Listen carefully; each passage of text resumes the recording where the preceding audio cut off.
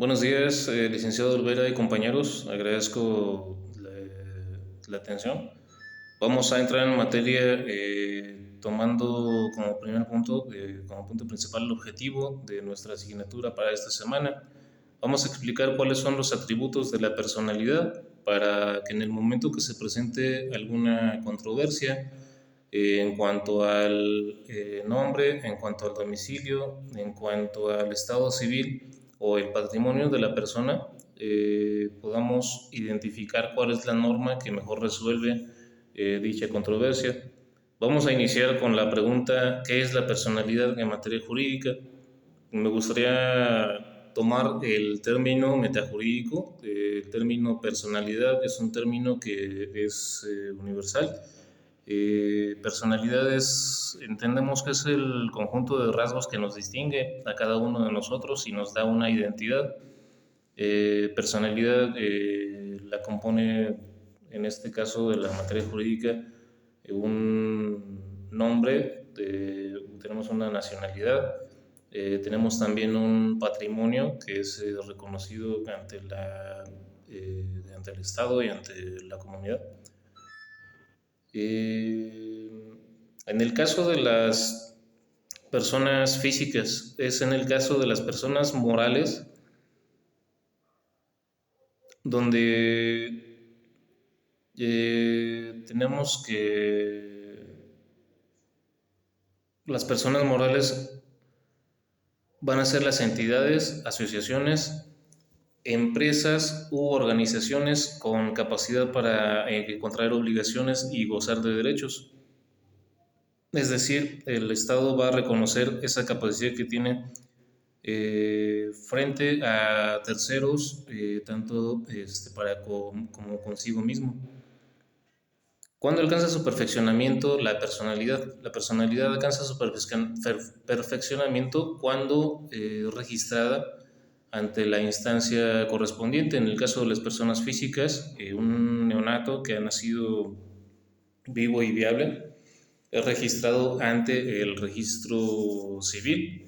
Se le asigna un nombre, se le asigna un estado civil, que en este caso sería el hijo de familia, hijo de determinado padre, hijo de determinada madre, hijo de padres desconocidos. Se le asigna una nacionalidad y bueno, se le reconoce ya esa capacidad que tiene el individuo de gozar de derechos. La capacidad de ejercicio que ya si presenta las condiciones necesarias, va a poder hacer valer esa capacidad de ejercicio. Lo estaremos analizando un poquito más adelante. En el caso de las personas morales, las personas jurídicas, las entidades, las empresas, las asociaciones van a tener su perfeccionamiento como persona cuando son registradas las empresas, en el caso de las empresas, en el registro público de la propiedad.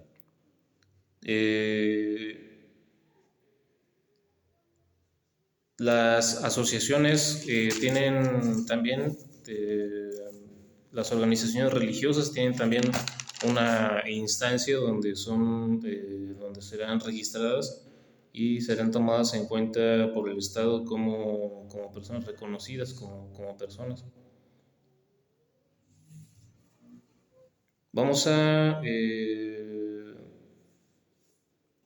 concluir entonces que persona es todo aquel que tiene, todo aquel que puede ser sujeto de derecho.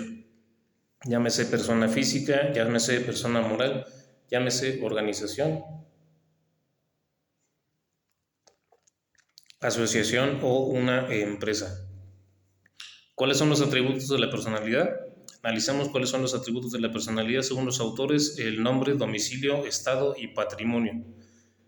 Nuestra legislación civil toma en cuenta también, por supuesto, la nacionalidad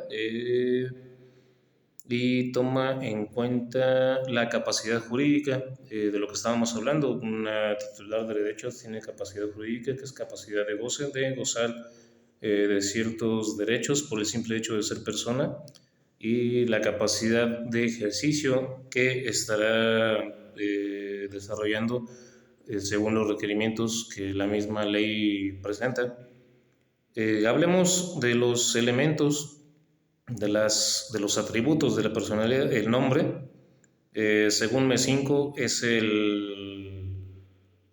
el punto de referencia o es un conjunto de datos por lo que se describe y se consigue individualizar una persona.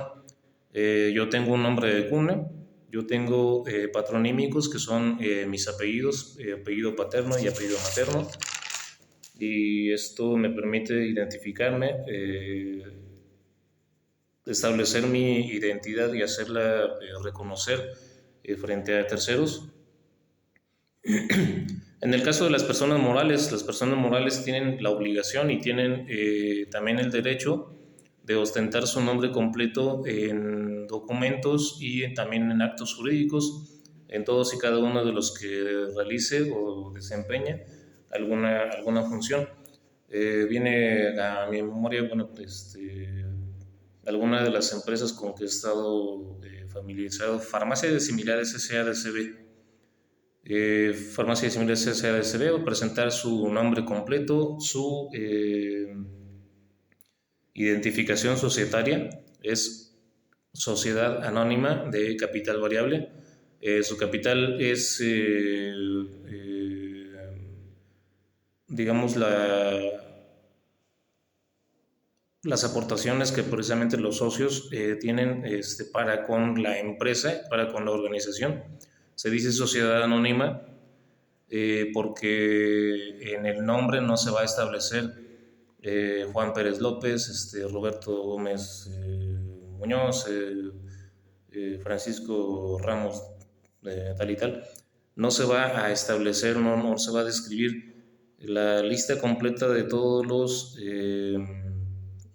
asociados, sino se identifica nada más como sociedad anónima, para no precisamente tener que pormenorizar los nombres de cada uno de los socios, en unos casos inversionistas principalmente.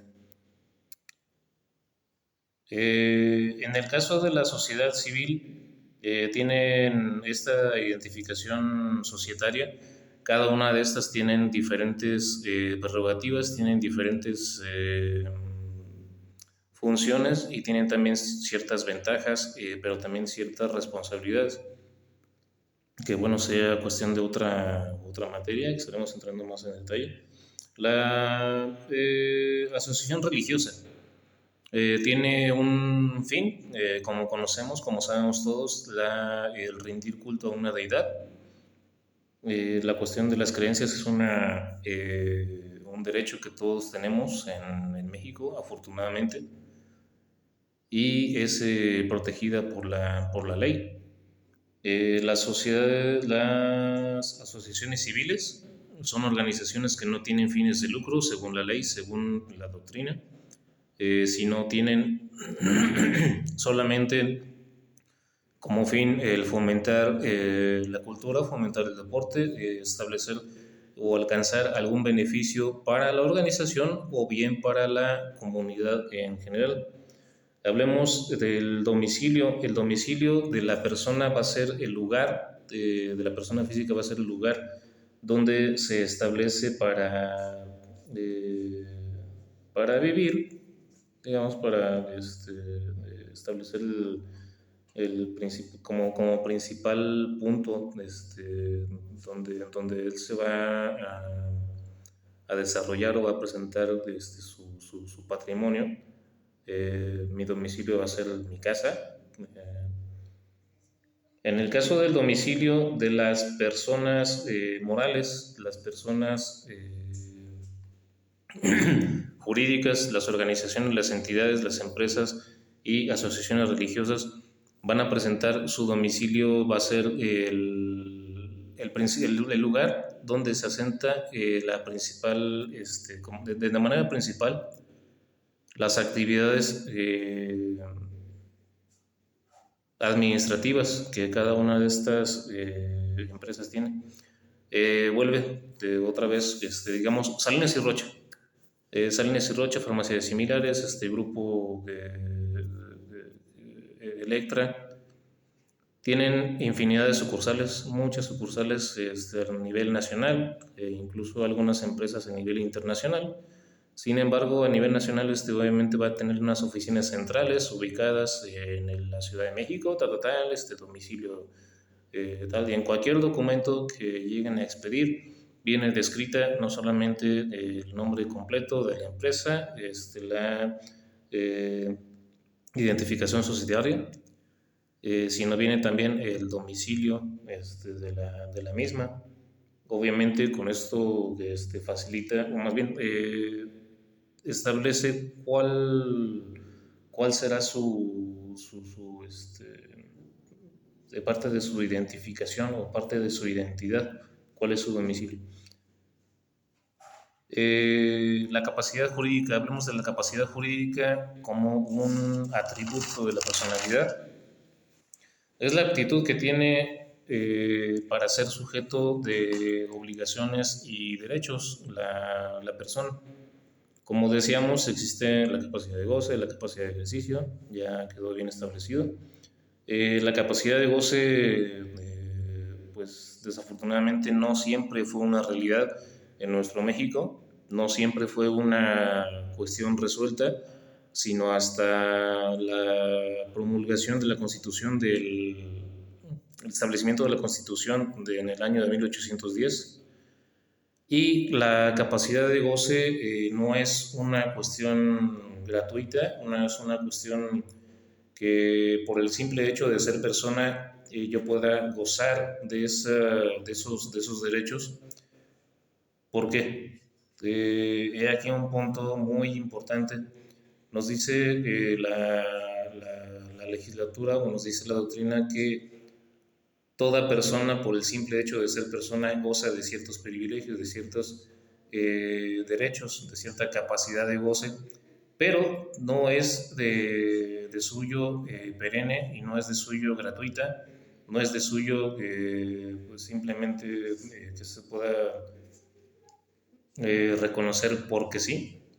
Debe haber, si hay ciertos casos en los que llega a ser restringida y llega a presentar ciertas restricciones.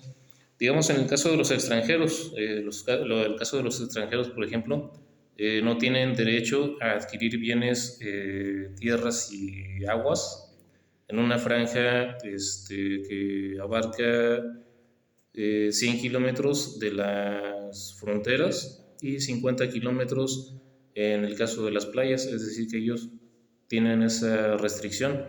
Las asociaciones religiosas, dice la ley, dice la doctrina, que solamente tienen la capacidad o tienen el derecho de obtener bienes para cumplir estrictamente sus funciones. En el caso de las instituciones de beneficencia pública, en el caso de las sociedades mercantiles por acciones, en el caso de los bancos debidamente autorizados, todos ellos, dice la doctrina, que tienen únicamente la capacidad o el derecho de adquirir bienes estrictamente los necesarios para cumplir sus funciones. Aquí me gustaría hacer un paréntesis.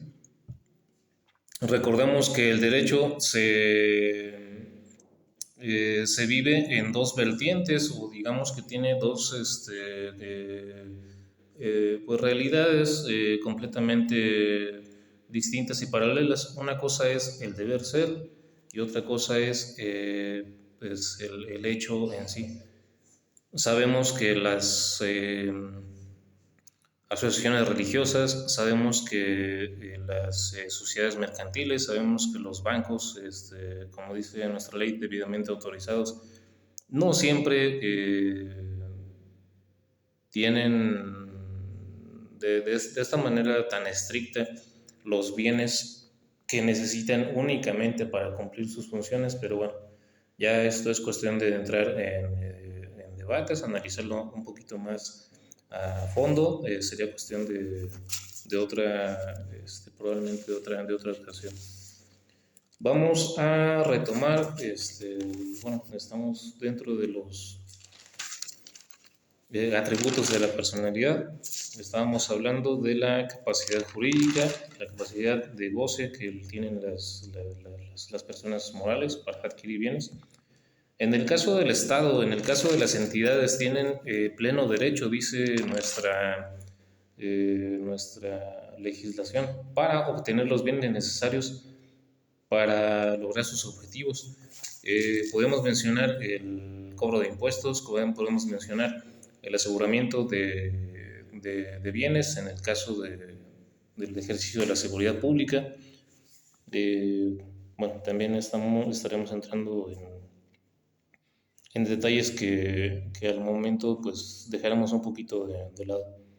Los ejidatarios dice que tienen el derecho de obtener como máximo el 5% del total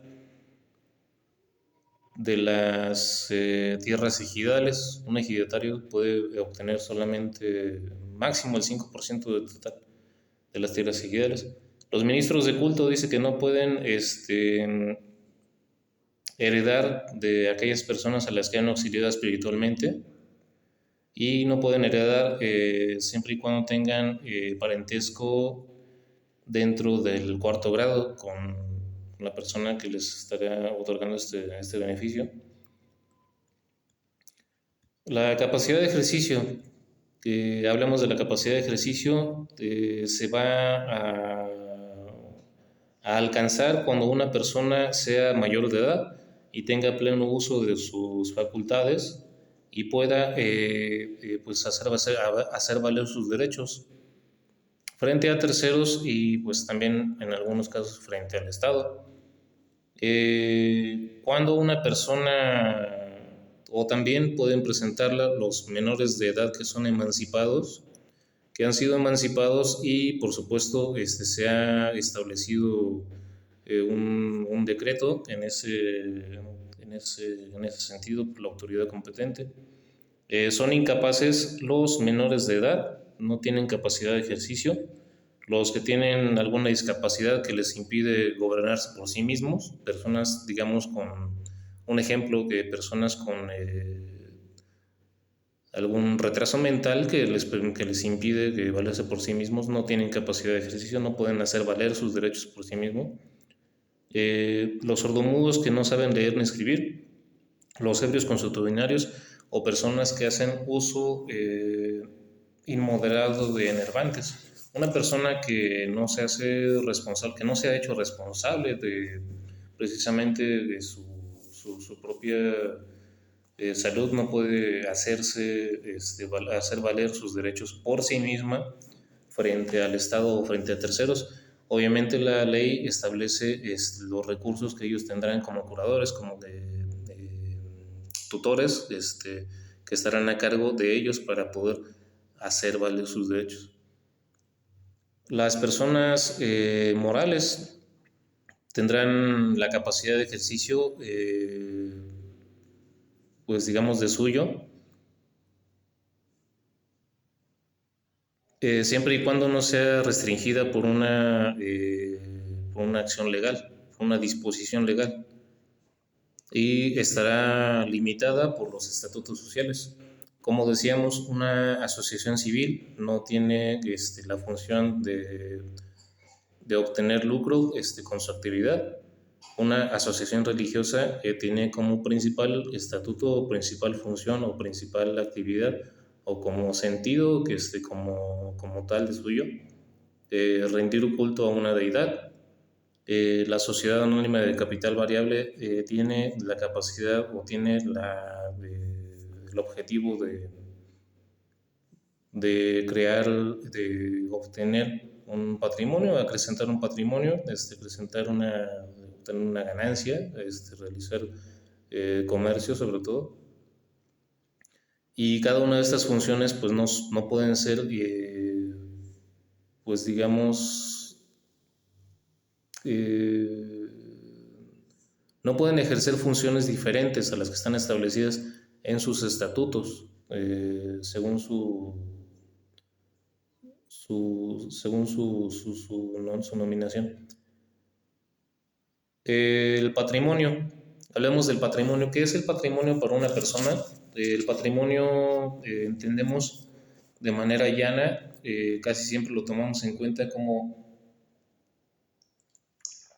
los bienes que yo poseo o los bienes que una persona posee, pero nuestra doctrina, el derecho, no toma en cuenta solamente la cuestión monetaria como patrimonio, sino también se toma en cuenta valores que no pueden ser eh, valuados en dinero, que no pueden ser valuados en moneda, no pueden ser eh, de sujetos de transacción. Estamos hablando del honor, estamos hablando de la dignidad, estamos hablando del buen nombre, estamos hablando de la buena fama. Son parte del patrimonio que yo tengo, que cada uno de nosotros tenemos, y compone nuestro patrimonio, y es sujeto de derecho, es sujeto de también un cierto respeto por parte de terceros, y también es un valor que estará protegido por la ley. La nacionalidad, nos comenta Alejandro Castillo Castro, lo define como una condición legal que se adquiere por nacer de progenitores que tienen una nacionalidad que un Estado reconoce como propio, aunque nazca en otro territorio. Si mis padres son mexicanos y vengo a nacer en Estados Unidos, mi nacionalidad va a ser mexicana. Dice también Alejandro Castillo Castro, en este mismo sentido, eh, puede nacer en suelo de un estado considerado como territorio propio, sin importar la nacionalidad que los progenitores, que los progenitores sustenten. En este caso, mis padres pueden ser canadienses, mis padres pueden ser norteamericanos, mis padres pueden ser haitianos, qué sé yo. Pero si yo vengo a nacer en territorio mexicano, ya tengo por ese simple hecho la nacionalidad mexicana. Y bueno, en algunos casos, como sabemos, hay personas que llegan a ostentar la doble nacionalidad. ¿Qué es el estado de las personas? El estado, recordamos como un atributo de la personalidad. Galindo Garges nos habla de la posición, nos menciona que es la capacidad que ocupa, es la posición, es la posición que ocupa una persona en relación con la familia y en relación con la nación o con el estado político. Yo frente a mi familia soy hijo de mis padres, padre de una familia. Soy hermano, soy también padre de familia, soy cónyuge, tengo ese estado civil. En el caso de las personas físicas se refiere como estado civil, pero tengo también un estado político. Soy un ciudadano mexicano, eh, en plena libertad de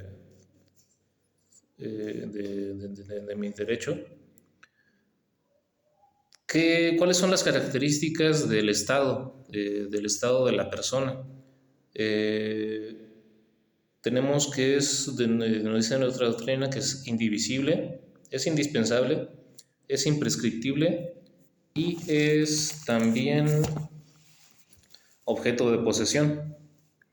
Es decir, hablamos de la indivisibilidad, digamos, es indivisible, no puede dividirse, no puedo ser al mismo tiempo casado y soltero, no puedo ser al mismo tiempo nacional y extranjero, no puedo ser pariente o extraño, soy uno o soy otro. Es indispensable, el estado de una persona es indispensable.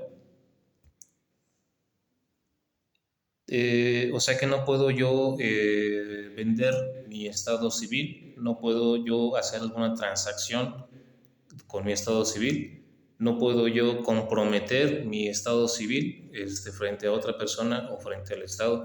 Es un estado que va a permanecer, no puede ser realizarse ningún tipo de cesión de derechos en este sentido.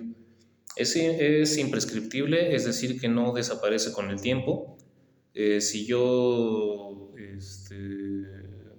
el simple hecho, el simple transcurso del tiempo no hace que este derecho desaparezca, no prescinde. El objetivo es objeto de posesión. Aquí hay un punto muy interesante que nos habla el objeto de posesión. Quiere decir que pueden suceder casos en que yo no tenga el documento que me avala o que me hace constar que soy hijo de familia, que soy hijo de mi progenitor, pero siempre y cuando la sociedad me haya conocido de esta manera, pasa un tiempo prolongado y la sociedad me ha conocido como el hijo del doctor Edmundo León Santillán, como hermano de Adolfo Castañeda Montes. Voy a seguir siendo reconocido como tal y por lo tanto el mismo tiempo, en este caso el tiempo, sí me va a facilitar esos derechos, aunque yo no tenga el documento que avale mi estado civil como tal. Puede suceder que yo no tenga el documento y aún así conservo mis derechos. No es estimable en dinero la capacidad, perdón, el estado civil no es estimable en dinero, pero sin embargo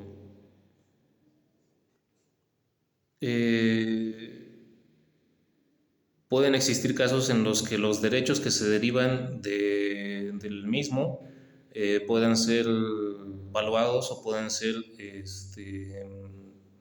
sujetos de alguna de alguna evaluación.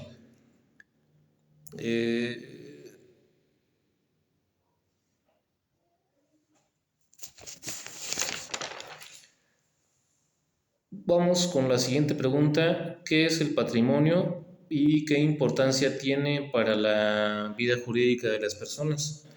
En la pregunta anterior o en el tema anterior, como lo mencionábamos, el patrimonio es una cuestión, y lo entendemos, importantísima para la persona. Es una cuestión valuable, pero al mismo tiempo también de suma importancia, una importancia pues básica.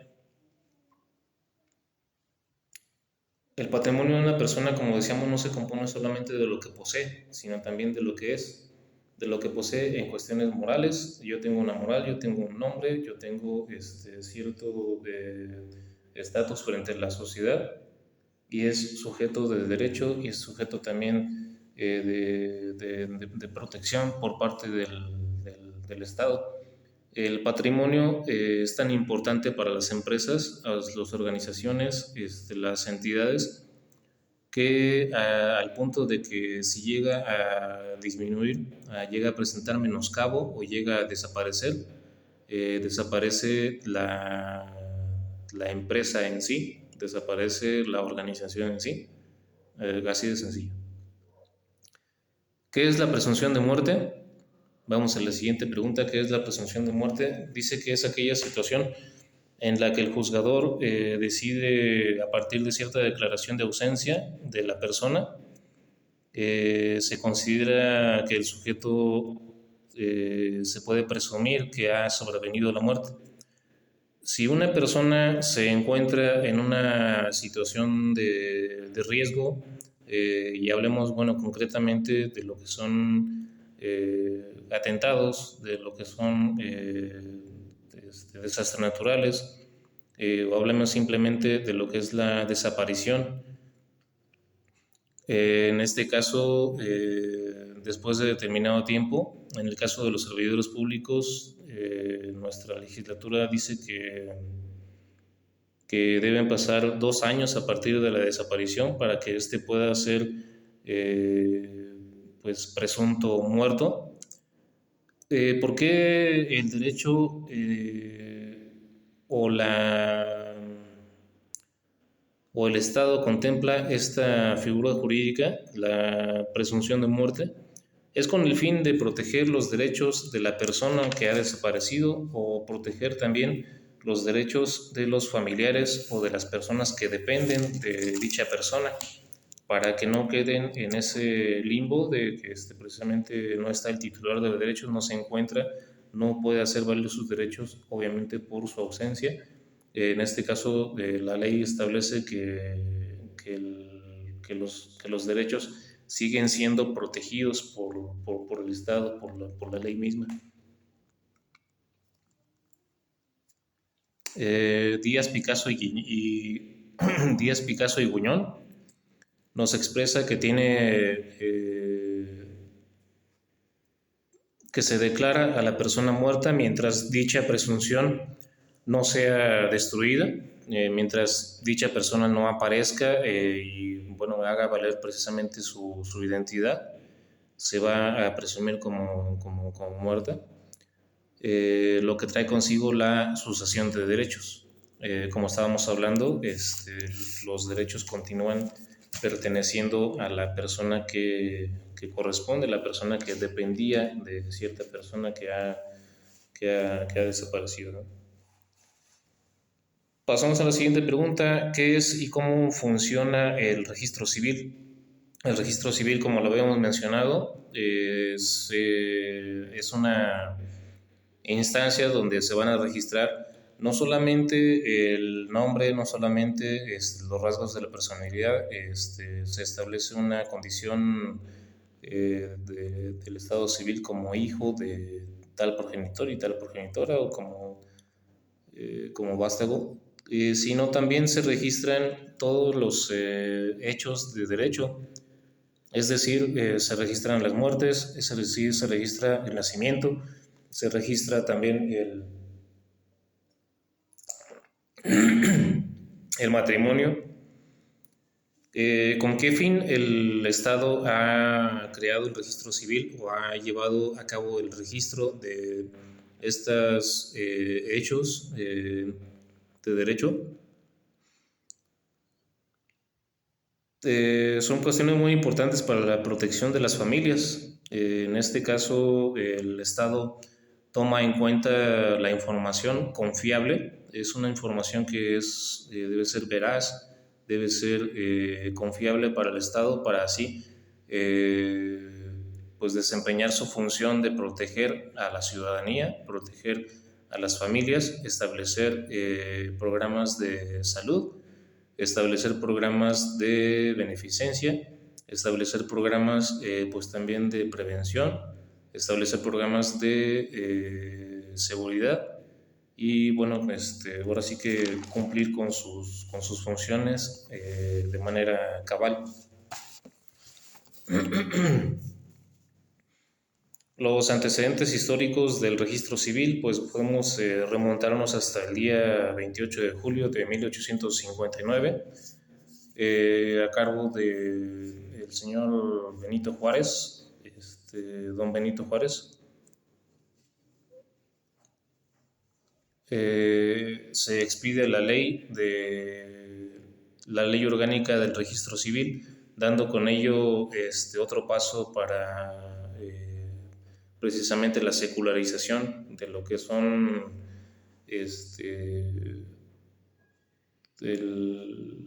la organización del derecho público. Recordemos que antes de este año, antes de esta época, la Iglesia era quien ostentaba principalmente la cuestión de los registros, la cuestión de pues, mucha de esta información.